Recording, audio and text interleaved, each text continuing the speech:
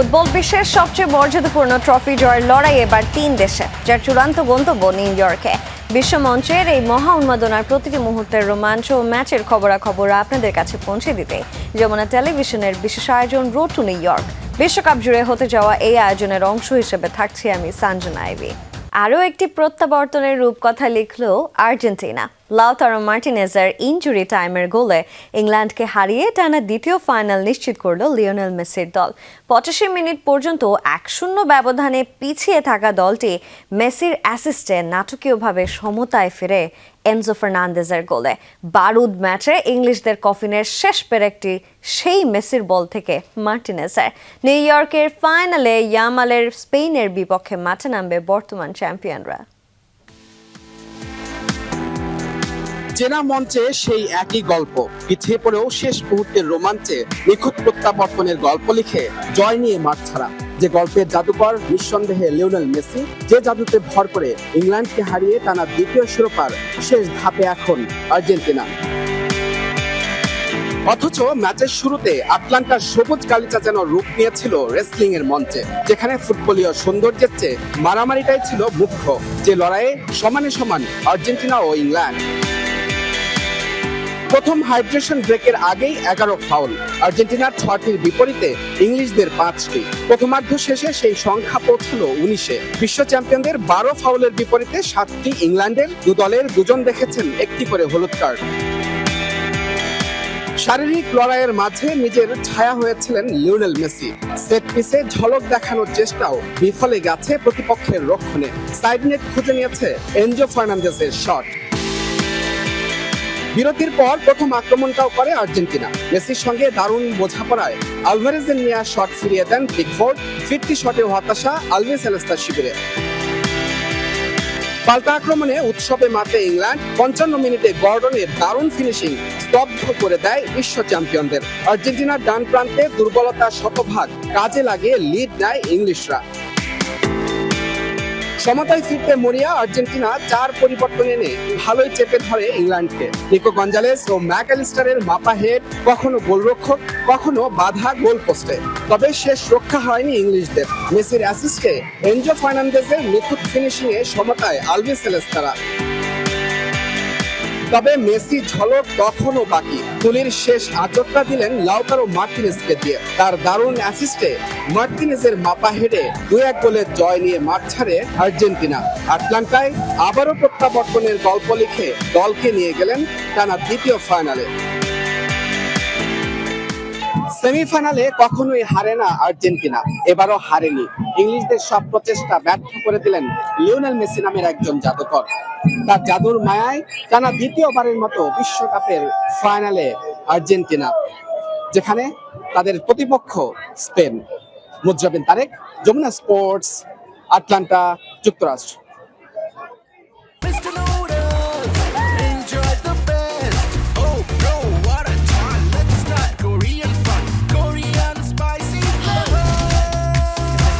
Korean super spicy flavor Mr. Noodles. Bro, what a chal. Magical একটা night ছিল দ্বিতীয় সেমিফাইনালের ম্যাচটা ফুটবল প্রেমীদের জন্য, এবং এই ম্যাচের বিস্তারিত আলোচনা করার জন্য রোড টু নিউ ইয়র্কে এই পর্যায়ে আমার সঙ্গে যুক্ত হচ্ছেন আমার সহকর্মী এবং special correspondent Hasanur Rahman. Quarter ফাইনালে ইজিপ্টের বিপক্ষে সেই 13 মিনিটের পর এবার সেমিফাইনালে 7 মিনিটের ঝড়ে লন্ডভন্ড ইংলিশ শিবির। এনজো ফার্নান্দেসের দূরপাল্লার দারুণ শটে ফিনিক্স পাখির মতো কামব্যাক হয়েছে আর্জেন্টিনার। এছাড়াও আরও 2টি গোল হয়েছে ম্যাচে। ওভারঅল কেমন লেগেছে ম্যাচ এবং গোলগুলো আপনার কাছে? ম্যাচটা একপেশে ছিল। আমি ভেবেছিলাম যে একটু হাড্ডাহাড্ডি লড়াই হবে, কিন্তু ইংল্যান্ডের পারফরমেন্স খুব হতাশাজনক ছিল এবং 7 মিনিটে হয়তো আর্জেন্টিনা ইংল্যান্ডের বিপক্ষে 2টি গোল আদায় করে নিয়েছে ঠিকই, কিন্তু পুরো ম্যাচে স্পেশালি সেকেন্ড হাফে কখনোই মনে হয়নি যে ইংল্যান্ড তাদের লিডটা ধরে রাখতে পারবে। প্রতি মুহূর্তেই মনে হচ্ছিল এই বুঝি আর্জেন্টিনা গোল পেয়ে গেল। তো আসলে তাদের গোল পাওয়াটা সময়ের ব্যাপার ছিল। অনেকগুলো চান্স তাদের গোলকিপার ঠেকিয়েছে, অনেকগুলো পোস্টে লেগে ফেরত এসেছে, কিছু হেড বাইরে চলে গেছে। যাই হোক, আমরা একটু গোলগুলো দেখাই। ম্যাচের আলোচনার বিস্তারিত পরবর্তীতে করব। প্রথমে 3টা গোল আমরা একটু বর্ণনা করার চেষ্টা করি। 3টি গোলই সুন্দর ছিল। প্রথম ছবিটা দেখাই, প্রথম গোল দিয়েই শুরু করি। প্রথমে আমরা গোলের মুহূর্তটা দেখাবো। এখানে খুব দুর্দান্ত একটা ফিনিশিং ছিল অ্যান্টোনিও গর্ডনের এবং খুব ভালো একটা কাউন্টার অ্যাটাক ছিল। আমার মনে হয় একমাত্র সুন্দর সুশৃঙ্খল কাউন্টার অ্যাটাক ছিল পুরো ম্যাচে ইংল্যান্ডের, এবং এই গোলটাতে কিন্তু মলিনার যে ব্যর্থতা সেটা কিন্তু স্পষ্ট ছিল। আপনি যদি ছবিটাতে খেয়াল করে থাকেন যে গর্ডন শট নিচ্ছে, পিছনে মনিলাও কিন্তু একটা শ্যাডো শটের মতো নিচ্ছে, তিনি দেখতেই পাননি যে তার পিছন থেকে গর্ডন ঢুকে গেছে। আমরা যদি আক্রমণের বিল্ড আপটা দেখি, পুরো সুন্দর একটা সুশৃঙ্খল আক্রমণ হয়েছে। ডেক্লান রাইস আক্রমণটা শুরু করেছিলেন, তারপরে সেখান থেকে তো ফিনিশিং করেছেন গর্ডন। এটা হচ্ছে আক্রমণের যেই রেখাটা কোন সাইড দিয়ে আক্রমণে উঠেছিল নিশ্চয়ই দর্শকরা বুঝতে পেরেছেন। এবার যদি দ্বিতীয় গোলটা আসি, দ্বিতীয় গোলটাতেও কিন্তু মেসির ভালো অবদান আছে এবং এনজো ফার্নান্দেসের যে দুর্দান্ত শট, এটা আসলে গোলকিপারের কিছুই করার ছিল না। এনজো ফার্নান্দেস কিন্তু ম্যাচের শুরু থেকেই গোল করার চেষ্টা করছিলেন, দূরপাল্লার শট নেবার চেষ্টা করছিলেন, যেহেতু ইংল্যান্ড ডিফেন্সিভ খেলছিল। 2-3টা শট তার মিস হয়েছে, কিন্তু এটাতে আসলে তিনি সফল হয়েছিলেন। একটু এই গোলের বিল্ড আপটা দেখাতে যাই। কর্নার থেকে কিন্তু বিল্ড আপটা শুরু হয়েছিল। লিওনেল মেসি এবং ডি পলের 1-to-1-এর পর থেকেই আসলে বল পান এনজো। আপনি দেখেন প্রথমবার কর্নার নিয়ে ডিপলকে দিয়েছিল, ডিপল আবার মেসিকে দেন, মেসি হালকা রান নিয়ে পাসটা এনজোকে দেন এবং সেখান থেকে এনজো ফার্নান্দেস গোলটি করেন। মেসি কিন্তু আরেকটি অ্যাসিস্টের নাম লিখিয়েছেন, তার 4টি অ্যাসিস্ট হয়েছে। এই অ্যাসিস্টটা ছিল তার বিশ্বকাপের 4র্থ অ্যাসিস্ট। তো এই গোলটাও খুব সুন্দর ছিল। এবার যদি আমরা তৃতীয় গোলটা দেখাতে চাই, তৃতীয় গোলটাতে আসলে তৃতীয় গোলের আগে ইংল্যান্ড অসহায় আত্মসমর্পণ অলমোস্ট করেই ফেলেছিল, মনোবলও তারা ভেঙে ফেলেছিল। মেসির দুর্দান্ত ক্রস ছিল, কিন্তু আপনি যদি দেখেন লাউতারো মার্টিনেস অলমোস্ট একজন ডিফেন্ডার তার সামনে, জনস্টোন, এবং পিছনে কনসাস দাঁড়িয়ে আছেন, কিন্তু কেউই তাকে ঠিকভাবে মার্ক করতে পারেননি। তো তারা প্রথম গোলটা হজম খাওয়ার পর তারা মোটামুটি মানসিকভাবে সেইখানে হেরে গিয়েছিল যে এই ম্যাচটা হয়তো আর তারা বাঁচাতে পারবেন না, এখানে আরও বেটার ডিফেন্ড করা উচিত ছিল তাদের। তো তারপরে খুব ভালো শট ছিল এবং ভালো ফিনিশিং ছিল। আমরা যদি আক্রমণের জায়গাটা দেখাই, কিভাবে গোলের উৎপত্তি হয়েছিল কোন সাইড থেকে, আমি যেমনটা বলেছিলাম, লিওনেল মেসি এই জায়গায় যে ইংল্যান্ডের যে ডিফেন্ডার ছিল স্পেন্স, তাকে তিনি একদম মেসিকে মার্ক করতে পারছিলেন না এবং এই জায়গায় মেসি তাকে গতিতে পরাস্ত করে একটা ক্রস দেন এবং লাউতারো মার্টিনেস খুব একটা ওপেন হেডারে গোলটা করেছেন। তো এই 3টা গোলই ছিল, 3 গোল এইভাবেই হয়েছে, তবে গোল 3টাই কিন্তু সুন্দর ছিল, এটা বলতেই হবে অবশ্যই যে 3টা গোলের দৃষ্টিনন্দন ছিল। একদমই তাই। এগিয়ে থেকেও শেষ পর্যন্ত পরাজয়ের সঙ্গী হয়েছে ইংল্যান্ডের। স্কালোনির কাছে টুকেলের ট্যাকটিক্স কি হারার অন্যতম মূল কারণ? আমার কাছে মনে হয়েছে যে টুখল নিজেই তার দলকে হারিয়েছেন। খুবই নেগেটিভ অ্যাপ্রোচে তিনি খেলতে গেছেন এবং এই ধরনের অল আউট ডিফেন্স করার ক্ষেত্রে যেই ধরনের শক্তি দলে লাগে, যেমন আমরা যদি আফ্রিকান দলগুলো দেখি, ডিআর কঙ্গো, কেপ ভার্দে এত ডিফেন্সিভ খেলেনি, তাদের যেই ধরনের স্ট্যামিনা আছে, এই তারা ডিফেন্সে যেই ধরনের আসলে ডিসিপ্লিন, সেই ধরনের কিন্তু ইংল্যান্ড দলটা নয়। ইংল্যান্ড দলের শক্তিটা কখনোই ডিফেন্স নয়। যাই হোক, আমাদের একটা ছবি আছে, ছবিটা একটা প্রতীকী ছবি যে ট্যাকটিক্স, 2 কোচের ট্যাকটিক্সের লড়াই আসলে টুখল হেরে গেছে স্কালোনির কাছ থেকে। কিন্তু মূল বিষয়টা হলো টুখল প্রথম গোল দেওয়ার পর যেভাবে নেগেটিভ মাইন্ডসেটে চলে গেছেন, তিনি তার সেকেন্ড রিহাইড্রেশন ব্রেকে, এই পুরো বিশ্বকাপ জুড়েই কিন্তু আমরা দেখেছি আর্জেন্টিনা সেকেন্ড রিহাইড্রেশন ব্রেক পর্যন্ত স্বাভাবিক ফুটবল খেলে। যখন তাদের শেষ মুহূর্তে গোলের দরকার হয়, তারা কিন্তু এই 20-22 মিনিটটাকেই টার্গেট করে এবং সেই সময় টমাস টুখল তিনি যেটা করলেন, তিনি তাদের গোলদাতা অ্যান্টোনিও গর্ডনকে তুলে নিলেন। নেওয়ার পর তিনি একের পর এক ডিফেন্ডার নামিয়েছেন এবং পক্ষান্তরে স্কালোনি একের পর এক ফরওয়ার্ড লাইনের অ্যাটাকিং জোনের প্লেয়ার নামিয়েছেন। আপনি একটা জিনিস খেয়াল করুন, কঙ্গোর ম্যাচে কিংবা ইজিপ্টের ম্যাচে, ইভেন সুইজারল্যান্ডের ম্যাচেও তারা সবাই আর্জেন্টিনার সাথে কাউন্টার অ্যাটাক করেছে, একটা হাড্ডাহাড্ডি লড়াই হয়েছে। শেষ দিকে এটা মনে হচ্ছে এক পেশে একটা লড়াই, অনবরত শুধু আর্জেন্টিনায় অ্যাটাক করে গেছে এবং আমি যেমনটা আগেও বলছিলাম, মনে হচ্ছিল যে গোলটা এই বুঝে এলো। তো সেটা একটা ব্যাপার। আরেকটা ছবি আছে, সেই ছবিটা দেখে আরেকটা জিনিস বলতে চাই যে আর্জেন্টিনা যেমন সাবস্টিটিউটে স্কালোনি যেমন পটু ছিলেন, ঠিক তেমনিভাবে টুখলের সাবস্টিটিউটগুলো একটাও কার্যকর ছিল না। টুখল কিন্তু পরিচিত যে তিনি খুব ইম্প্যাক্ট সাব করে থাকেন, কিন্তু এই ম্যাচে কেন জানি তার ব্রেন ফেড হয়েছিল না কি হয়েছিল আমি জানি না, তিনি কি চিন্তা করছিলেন, নাকি তিনি এক্সট্রা টাইমের প্ল্যানিং ভেবে রেখেছিলেন, যেহেতু ম্যাচটা শেষ মুহূর্তে ছিল। আমার পিছনে আমি মেসির এই ছবিটা রেখেছি, আপনি যে 25 নম্বর যে ফুটবলারটা আছে তিনি লেফট ব্যাক হিসেবে খেলেছিলেন স্পেন্স, তার দায়িত্ব ছিল মেসিকে মার্ক করা। তিনি শুরুতেও কিন্তু বারবার রান মিস করছিলেন সিমিওনে এবং মেসির, কিন্তু তারপরেও তিনি তখন ভালো স্ট্যামিনা ছিল তার, ম্যাচের শেষ দিকে তার স্ট্যামিনাই ছিল না। আপনি চিন্তা করুন 39 বছর বয়সী মেসি, আমরা জানি মেসি খুব কুইক অ্যাক্সেলারেট করেন, কিন্তু তারপরেও তিনি কোনোভাবেই মেসিকে আটকাতে পারছিলেন না। আমার মনে হয় স্পেন্সকে যদি সাব করে নিত আগেই, সেক্ষেত্রে রাইট সাইড দিয়ে যে মেসি বা আর্জেন্টিনার যে আক্রমণগুলো তৈরি হয়েছে, সেখানে অন্তত 2-1টা ঠেকানো যেত, তো সেই জায়গাটাতেও তিনি ভালো সাবস্টিটিউট করতে পারেননি। আমরা যদি একটু গোলের এক্সজিগুলো দেখি যে আসলে কি পরিমাণ গোলের এক্সজি হয়েছে, এক্সজি বলতেই যে সুযোগ তৈরি করা, আমরা যদি ফার্স্ট হাফে দেখি ফার্স্ট হাফ একদম ফ্ল্যাট ছিল, কেউ তেমন সুযোগ তৈরিই করতে পারেনি। প্রথমার্ধটা মূলত মারামারি ছিল, খেলা বলাটা খুব কঠিন। সেকেন্ড হাফে দেখুন যেটা 55 মিনিটে অ্যান্টনি গর্ডন গোল আদায় করে নিয়েছে, তারপর ইংল্যান্ডের আক্রমণটা একেবারেই ফ্ল্যাট, দেখেন তারা কোনো ওইভাবে চেষ্টাই করেনি। পক্ষান্তরে আর্জেন্টিনার গোল পাওয়ার এক্সজি কত উপরে উঠেছে, তারা যখন দ্বিতীয় গোলটা পেয়েছে তখন এক্সজি 1 ছিল, যখন তারা ম্যাচের তৃতীয় গোলটা করেছে লাউতারো মার্টিনেজের তখন গোলের এক্সজি প্রায় 2 ছিল। তো এটাই বোঝা যায় যে আর্জেন্টিনা কতটা অল আউট অ্যাটাকে খেলেছে। তো শুধু আক্রমণে যে করেছে তারা ভালো অ্যাটাকে করেছে তাও না, পাসিংয়ের ক্ষেত্রেও কিন্তু আর্জেন্টিনা খুব ডিসিপ্লিন ছিল। আমরা জানি স্পেন এবং আর্জেন্টিনা এই বিশ্বকাপের সবচেয়ে 2 টিম ভালো টিম যারা পাসেস করে। এটা হচ্ছে আর্জেন্টিনার পাসিং রেঞ্জ। আমরা যদি দেখব যে কি পরিমাণ পাস তারা করেছে, মূলত এই দাগগুলো দেখানো হচ্ছে যে মেইনলি এই জোনগুলোতে তারা অপারেট করেছে। আরেকটি আছে ইংল্যান্ডের, দেখাতে চাই তাদের পাসিং জোনটা খুব লিমিটেড ছিল, তারা খুবই সহজেই পজিশন লুজ করেছে। বিশেষ করে জর্ডান পিকফোর্ড, তাদের যে গোলকিপার, তিনি তার কাছ থেকে বারবারই বল হারাচ্ছিলেন, তিনি লং শট দিয়ে ভালো মতো পৌঁছাতে পারছিলেন না। আমরা ইংল্যান্ডেরটা যদি দেখাতে চাই, আমাদের কাছে যদি থেকে থাকে, এরপরের একটা তো পাসেস ছিল। তো যাই হোক, ঠিক আছে, 2 দলের মোটামুটি এই ধরনের পাসেস ছিল। তো আমার কাছে এই ছিল আসলে মনে হয় যে গোলগুলো, আক্রমণগুলো যেভাবে হয়েছে সেই বিষয় নিয়ে। অ্যাটাকিং এর কথা বলছিলেন, পুরো ম্যাচে কিন্তু আসলে অ্যাটাকিং মোডেই খেলে এসেছে আর্জেন্টিনা, কিন্তু ইংল্যান্ড কোথায় পিছিয়ে ছিল? হ্যাঁ, ইংল্যান্ড আসলে আমি যেটা বললাম যে তাদের কোচ পুরোটাই ডিফেন্সিভ মুডে চলে গিয়েছিল, এবং ডিফেন্সিভ মুডে যাওয়ার কারণে তারা প্রথম গোল পাওয়ার পর আমি যদি দেখি যে তারা যদি কাউন্টার অ্যাটাকেরও চেষ্টা করতো, ইংল্যান্ডের আপনি দেখুন শেষ পর্যন্ত 2 জন ডিফেন্ডার ছিল, তারা সব স্ট্রাইকার নামিয়ে ফেলেছিল, তখন 1-2 ভালো কাউন্টার অ্যাটাকে গেলেও কিন্তু তারা গোল আদায় করতে পারতো। আমাদের কিছু তথ্য আছে, ইনফরমেশন দেখিয়ে একটু আরও বিষয়টাকে পরিষ্কার করতে চাই।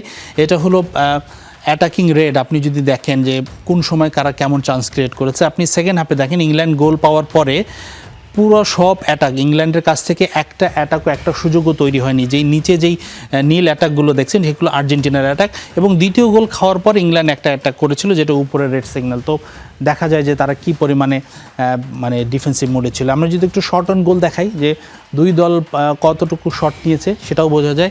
আমরা যদি দেখি লাল যেই শটগুলো সেগুলো আর্জেন্টিনা নিয়েছে ইংল্যান্ডের জালে, আপনি দেখুন কতগুলো শট নিয়েছে, এবং ডি বক্সের বাইরে থেকে, যেহেতু তারা অল আউট ডিফেন্স করছিল, ডি বক্সের বাইরে থেকে নাম্বার সহ দেওয়া আছে। আপনি দেখুন এখানে এনজো ফার্নান্দেজ নেওয়ার এনজো ফার্নান্দেজ 4টি শট নিয়েছে ডি বক্সের বাইরে থেকে, 24-24। দেখুন লিওনেল মেসি একটি নিয়েছে, ডিপল একটি নিয়েছে, লিয়ান্দ্রো পারাদেস একটা নিয়েছিল, এবং আরেকটি শট ম্যাকালিস্টার নিয়েছিল, এবং ডি বক্সের ভিতরে কত আক্রমণ ছিল।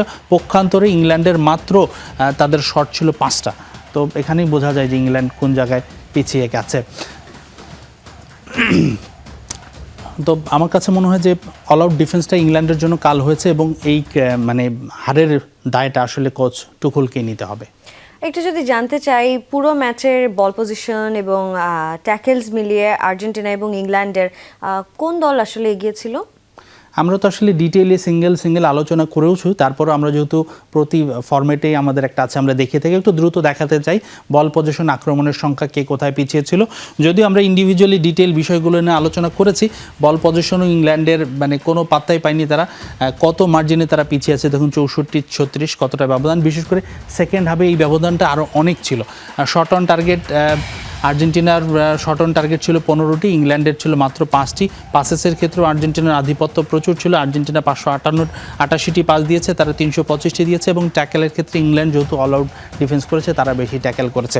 তো সব কিছু মিলে পুরো ডিজার্ভিং দল হিসেবে ইংল্যান্ড জিতেছে, এবং একক আধিপত্য একটা এক পেশে ম্যাচ ছিল। ইংল্যান্ডের বিপক্ষে 2 অ্যাসিস্টে বিশ্বকাপের ইতিহাসে এখন সর্বোচ্চ অ্যাসিস্ট লিওনেল মেসির। এছাড়া গোল্ডেন বুটের রেসেও তো এগিয়ে গেছেন তিনি। রেকর্ডের এই বরপুত্রের খেলা কেমন লেগেছে, আর এনজোর পারফরমেন্স স্পেশালি কেমন লাগলো? হ্যাঁ, আসলে লিওনেল মেসি গোল করেননি, কিন্তু এর বাদে যা যা তিনি করতে পারতেন সব কিছুই তিনি করেছেন, এবং ম্যাচের পুরো সিচুয়েশনটা তিনি নিয়ন্ত্রণ করেছেন, সে কারণেই কিন্তু তিনি ম্যান অফ দ্য ম্যাচ হচ্ছেন। আমরা একটু মেসির স্ট্যাটিস্টিক্সগুলো দেখাতে চাই। নিশ্চয়ই আমাদের অনেক প্রতিবেদনে মেসির যে রেকর্ডগুলো হয়েছে দর্শকরা দেখেছেন। আমি একটু দেখাতে চাই এই ম্যাচে মেসির ইম্প্যাক্ট কতটা ছিল। যেমন তিনি 2টি অ্যাসিস্ট করেছেন, টাচেস নিয়েছেন 96টা, অর্থাৎ 96 বার তার পায়ে বল এসেছিল। গ্রাউন্ড ডুয়েলে তিনি 21 বার পার্টিসিপেট করেছেন, তার মধ্যে 13টি তিনি জিতেছেন, এবং টোটাল ক্যারি তিনি করেছেন করেছেন 242.5 মিটার, এটা কিন্তু হিউজ, মোটামুটি বেশ ভালো। এর আগের ম্যাচে তিনি প্রায় 400+ ক্যারি করেছিলেন। আজকে তিনি একটু রয়ে খেলেছেন, বিশেষ করে প্রথমার্ধে তিনি খুব লিমিটেড জোনে ছিলেন এবং তার এই ম্যাচে রেটিং 8.1। তো মেসি যখন গোল করে না তখনও মেসি যেভাবে ম্যাচের নিয়ন্ত্রণ রাখে, ম্যাচে অবদান রাখে, সেটা কিন্তু অসাধারণ। আমি গত ম্যাচ থেকে শুরু করে সব সময় একটা বলে এসেছি যে আর্জেন্টিনার মিডফিল্ডের যে স্তম্ভ তার মধ্যে একজন হচ্ছে এনজো ফার্নান্দেসের পারফরমেন্সও দুর্দান্ত ছিল, বিশেষ করে ইংল্যান্ডের লো ব্লক তারা যখন অল আউট ডিফেন্সে গিয়েছিল তখন যে তিনি বাইরে থেকে, আমি একটু আগে একটা গ্রাফিক্যাল প্রেজেন্টেশনে দেখেছি, তিনি 5টি শট নিয়েছিলেন ডি বক্সের বাইরে থেকে ইংল্যান্ডের ডিফেন্সে চিট ধরাতে এবং একটিতে তিনি সফল হন। তার গোলটাই কিন্তু মোস্ট ইম্পর্টেন্ট ছিল, একদম শেষ মুহূর্তে আর্জেন্টিনার সমতায় আসে এবং তারপর থেকে তাদের আত্মবিশ্বাসটা আরও বেড়ে যায়। তিনি যেমন গোল করেছেন একটি, অন টার্গেটে শট ছিল একটি, আমি যেমনটি বলেছি বাকি 4টি শট অন টার্গেট ছিল না। টোটাল টাচেস নিয়েছেন 104 বার, টোটাল ক্যারি করেছেন 400.8 মিটার। তো আপনি দেখেন মেসি 200 সামথিং ছিল, এনজো কিন্তু সেই জায়গায় 400 এবং তার রেটিং 7.5। এবং সেই সাথে আমি বলবো শুরুতে বিশেষ করে ইংল্যান্ড যখন অ্যাটাকিং খেলছিল প্রথম গোলের সেই সময় লিয়ান্দ্রো পারাদেসও কিন্তু দুর্দান্ত পারফরমেন্স করেছিল। তারপরেও তাকে কৌশলগত কারণে কোচ তুলে নিয়েছিলেন, কিন্তু পারাদেস যেভাবে চোখে চোখ রেখে লড়াই করেছিল সেটাও কিন্তু দুর্দান্ত ছিল। ইংল্যান্ডের খেলোয়াড়দের পারফরমেন্স কেমন দেখেছেন? বিশেষ করে টুর্নামেন্টে 6 গোল করা বেলিংহ্যাম, তিনি তো নিজের ঝলকই নিশ্চয়ই দেখাতে পারেনি এই ম্যাচে। ইংল্যান্ড আসলে হতাশ করেছে, তবে 2-1 প্লেয়ার আবার ইমপ্রেস করেছে। আমি একটু রেটিংটা দেখিয়ে আলোচনা করতে চাই। বেলিংহ্যামের বিষয়টা তো আমরা আসবো, কিন্তু ওভারঅল টিম রেটিংটা যদি একটু শুরুতে দেখাই দর্শকদের যে কেমন পারফরমেন্স করেছে তারা, আমার কাছে সবচেয়ে ভালো লেগেছে এলিয়ট অ্যান্ডারসনের পারফরমেন্স। তিনি মূলত মেসিকে প্রথমার্ধে যে আটকে রাখার কাজটা তিনি খুব সুন্দরভাবে করেছিলেন। এলিয়ট অ্যান্ডারসন, ডেকলান রাইসও মোটামুটি ভালো পারফরমেন্স করেছেন। তিনি তো একটা ইনজুরি ক্যারি করছিলেন, এখনও 100% ফিট নয় আমি শিওর, কিন্তু তারপরেও তিনি মোটামুটি ভালো পারফরমেন্স করেছেন। গর্ডন গোলটা করেছেন, তিনি ভালো করেছেন, এবং রজার্স, তাদের যে মর্গান রজার্স, তিনিও কিন্তু ভালো পারফরমেন্স করেছেন। এছাড়া আমি যেটা বলছিলাম যে ডিফেন্স লাইন একদম অ্যাভারেজ। স্পেন্সের কথা আমি বলেছিলাম, মার্ক গুইও ভালো করতে পারেনি, রিস জেমসও ভালো করতে পারেনি। সবচেয়ে হতাশাজনক পারফরমেন্স আমার মনে হয় আক্রমণ ডুয়োর বেলিংহ্যাম এবং হ্যারি কেনের। তবে তাদের সেভাবে দোষ দেওয়ারও সুযোগ নেই, কারণ তারা যেভাবে ডিফেন্সিভ মুডে খেলেছে তাদের কাছে সেভাবে বলও সাপ্লাই হয়নি, এবং বিশেষ করে লিয়ান্দ্রো পারাদেস তাদেরকে দারুণভাবে আটকে দিয়েছিলেন। একটু বেলিংহ্যামের পারফরমেন্সটা দেখাতে চাই।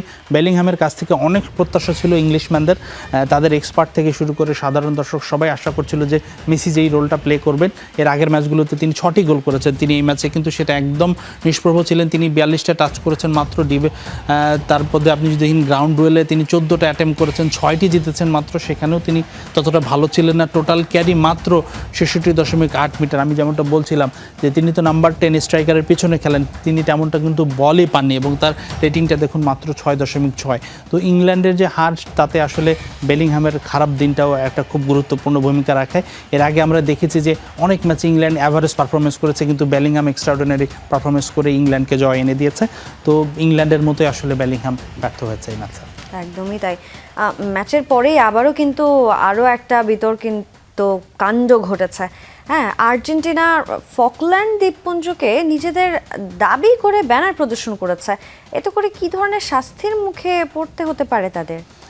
আসলে ফকল্যান্ড আইল্যান্ড নিয়ে আর্জেন্টিনা এবং আমেরিকার যে দ্বৈরথ সেটা তো সবাই জানে। 1986 বিশ্বকাপের আগ মুহূর্তে এই ঘটনাটা ঘটেছিল। প্রায় 600+ সোলজার মারা গিয়েছিল আর্জেন্টিনার, এবং 200 সামথিং সোলজার মারা গিয়েছিল ইংল্যান্ডের। এবং এই ভূখণ্ডটা, যেটা তারা আর্জেন্টাইনরা বলে থাকে মালভিনাস দ্বীপপুঞ্জ এবং ফকল্যান্ড আইল্যান্ড বলে থাকে ব্রিটিশরা, সেটা কিন্তু আর্জেন্টিনা থেকে মাত্র 300 কিলোমিটার, এবং সেটা আর্জেন্টিনা ইংল্যান্ড থেকে মনে হয় 4000 কিলোমিটার, অনেক দূরে। তো যাই হোক, সেটা একটা ডিসপিউট আছে।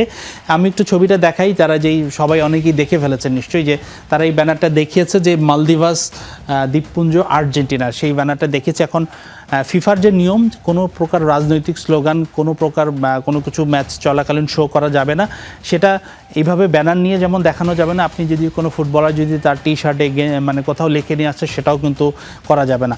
এর আগে আর্জেন্টিনা এই কাজটা আগেও করেছিল 2014 সালে, খুব সম্ভবত একটা প্রীতি ম্যাচে তারা এরকম একটা ব্যানার প্রদর্শন করেছিল। তখন তাদের কিন্তু ফিফা জরিমানা করেছিল, তাদেরকে 20,000 ফ্র্যাঙ্ক জরিমানা করা হয়েছিল সেইবার।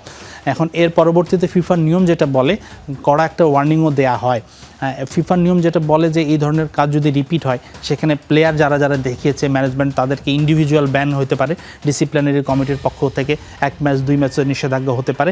এখন এটা কোন জায়গায় কোন ক্লজে ফেলানো হবে, বা এমনও একটা আছে যে শেষবারের মতো একটা ওয়ার্নিং দিয়েও ছেড়ে দেওয়া হতে পারে, সেটা হতে পারে। এবং বৃহৎ অর্থে যদি এটা এক্সট্রিম পর্যায়ে মনে করা হয় সেটা কিভাবে প্রেজেন্ট হচ্ছে, সেক্ষেত্রে কিন্তু টুর্নামেন্টের পয়েন্ট কাটার বিধানও আছে।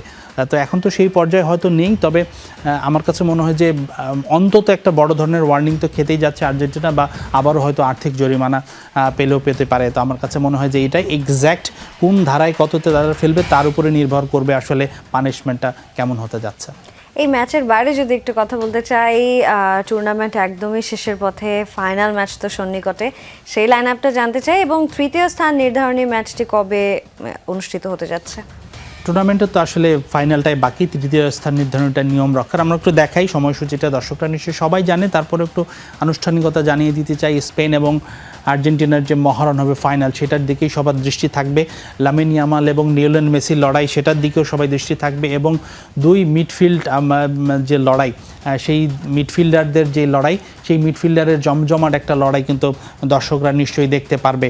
তো সেই জায়গাটা থেকে একটা সবার আগ্রহ থাকবে, সবার দারুণ একটা ফাইনাল হতে যাচ্ছে। এবং সেই সাথে একটা জিনিস যে দেলা ফুয়েন্তে এবং লিওনেল স্কালোনির ট্যাকটিক্সেরও একটা ব্যাটেল হবে। দুই কোচে পজিশন ধরে রেখে আক্রমণে যাওয়ার চেষ্টা করে, তো আমার কাছে মনে হয় খুব ভালো একটা ফাইনাল হবে সেই জায়গা থেকে। এবং তৃতীয় স্থান নির্ধারণী ম্যাচটা ইংল্যান্ড এবং ফ্রান্সের মধ্যে হবে। এই ম্যাচটা তেমন গুরুত্ব নেই, তবে একটা জায়গায় আবার গুরুত্ব থাকতে পারে, সেটা হচ্ছে যে গোল্ডেন বুটের লড়াই। কিন্তু এখনও কিলিয়ান এমবাপ্পে এবং লিওনেল মেসি 8টি গোল করে আছে, অ্যাসিস্টে এখন মেসি আগিয়ে গেছে। সেই জায়গায় এখন কিলিয়ান এমবাপ্পের একটা শেষ সুযোগ, যে তিনি হয়তো ট্রফি পাননি, কিন্তু তিনি যদি গোলের লড়াইয়ে এগিয়ে যেতে পারেন, সেই ম্যাচটাই তিনি, আমার মনে হয় যে তার টার্গেট থাকবে যতটা সম্ভব তিনি গোল করার। সেক্ষেত্রে মেসিও ফাইনালে গোল করার সুযোগ পাবেন। তো সেই জায়গা থেকে একটা কিছুটা হয়তো ফ্রান্সের জন্য মোটিভেশনের জায়গা থাকবে যে এমবাপ্পের গোল্ডেন বুটটা অন্তত তারা পেতেই পারে, সেই সাথে তৃতীয় হওয়ার একটা সুযোগ তো থাকবেই। তো সব কিছু মিলিয়ে অবশ্যই দারুণ একটা ফাইনাল হবে। এবং ফাইনালে আসলে আর্জেন্টিনা বা স্পেন কাউকেই সেই হিসেবে এগিয়ে রাখার সুযোগ নেই, দুই দলই সমানে সমান থাকবে। তবে তৃতীয় স্থান নির্ধারণী ম্যাচে তো ফ্রান্সই এগিয়ে থাকার কথা, বিশেষ করে ইংল্যান্ড যে ধরনের বাজে পারফরমেন্স দিয়েছে এই ম্যাচে, ফ্রান্সও সেরাটা দিতে পারেনি স্পেনের বিপক্ষে, কিন্তু তারপরেও এই ইংল্যান্ডের চেয়ে ফ্রান্স ফার বেটার টিম। এখন এমবাপ্পে কতটা কী করতে পারে গোল্ডেন বুটের লড়াই, সেটাই এখন দেখার একটা ইন্টারেস্টিং ফ্যাক্ট হবে। তাছাড়া এই ম্যাচে আসলে তেমন আগ্রহ বা গুরুত্ব নেই। হাসিনুর, অনেক ধন্যবাদ আমাদের সঙ্গে যুক্ত হয়ে এত সব ইনফরমেশন আমাদের সঙ্গে শেয়ার করার জন্য। আর এই ছিল রোড টু নিউ ইয়র্কের আজকের পর্বে। এতক্ষণ সঙ্গে থাকার জন্য সবাইকে ধন্যবাদ।